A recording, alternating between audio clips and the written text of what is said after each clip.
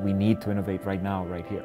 It's important to realize that technology doesn't have to occur just in places like Silicon Valley or to develop iPhone applications, but that it can be explored and studied right alongside solving day-to-day problems in Southeastern. Community Asset Mapping course, or Full Steam Ahead as they're calling it, was basically developed in order to give students an opportunity to put into practice skills and ideas related to science, technology, engineering, arts, and math. So the basic idea here was to have students work in a context in the local community where they could get a sense of local community resources, local cultural assets, material assets, social assets. So that was one of the reasons that we decided to have them working at Mount Hope Community Garden. Project New Village is a nonprofit organization located and working in southeastern San Diego. We run the Mount Hope Community Garden, and our concern is with food justice issues. Our role with the STEAM project is to work with young people or to use the Mount Hope Community Garden as a community asset and look at it through their lens. So the Diamond Leadership Group was, started with a bunch of like-minded individuals that live, work, or either lived here in the past. We're attached to the Jacobs Center for Neighborhood Innovation as leaders in this community, also coming together and collaborating with other community partners to do something great for this community. We've partnered with the University of California, San Diego, and then bringing curriculum such as STEM programs into this neighborhood. And I think it's not the question of what STEM can do for these kids, but it's more what these kids can do for STEM. STEM needs to include diverse experiences and diverse voices. I think that that will add to its richness. Oftentimes, the Diamond has been underserved, and there's a plethora of talent here in the youth, and they can be competitive if they're given that opportunity. We've noticed that as a whole, the United States has taken a dramatic downturn in terms of where it stands on the leadership platform when it comes to STEM. We think that what we need to start is by creating leaders in those areas in our neighborhoods, so those can be the leaders that are leading this community tomorrow. And I think that beyond just creating more workers, we're creating people who can think for themselves, who can think outside the box.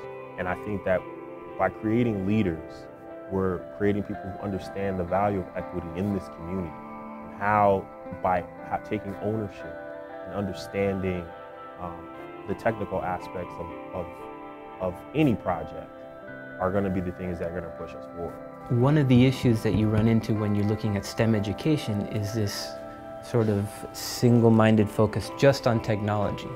When you're using a technology, you have to understand how you're using it and why you're using it, and the context in which you're using it. Because what we wanted them to do over the period of the 5 weeks is to learn about the community, learn about the people who are doing the work, and then show them, here's the purpose for why you should be using these technologies, not just using technology for technology's sake. I think it places a value on where you live, that there are assets in the community where you live.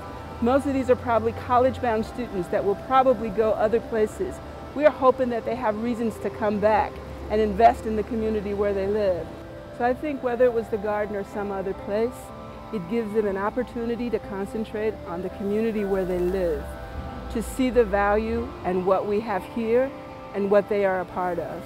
The most important part of this class is to see how it's not a class, is to see how it doesn't take place in a school, how it doesn't take place in a classroom, how in fact the very location that we're in right now and the other locations, the gardens and the other activities, that this is in fact a different sort of school. And so learning happens there in some sense more concretely and more emotionally connected than it does anywhere else. And so it's to that extent that this class is unique, and it's to that extent that it's worthwhile supporting these kinds of efforts. Going to a garden surprised me because I didn't think that really had anything to do with STEM.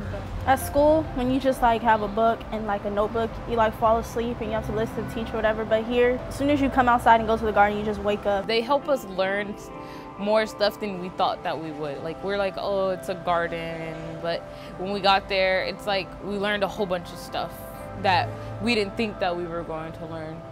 that we didn't think was be necessary inside of a garden, but it actually is. What's been lacking in this particular community in the Diamond District is kind of that pathway to higher education for kids. They just need somebody to give them that push and tell them that, hey, we're here to help you, and with a collaborator like UCSD, you know, coming into our meetings and having a presence, you know, in our group, I think, you know, will give kids, you know, that light at the end of the tunnel. To me, programs like this are extremely important in the community because the kids need to know that college is attainable. I hope that the youth, you know, wherever they choose to go to college, that they will come back because they'll remember what it's like to be from the Diamond. They'll remember what it's like when people say, oh, you're from there. You know, yes, I am from the Diamond and I still went to college, and you can too. And I really hope that after all is said and done, that's the main thing that this program will carry on.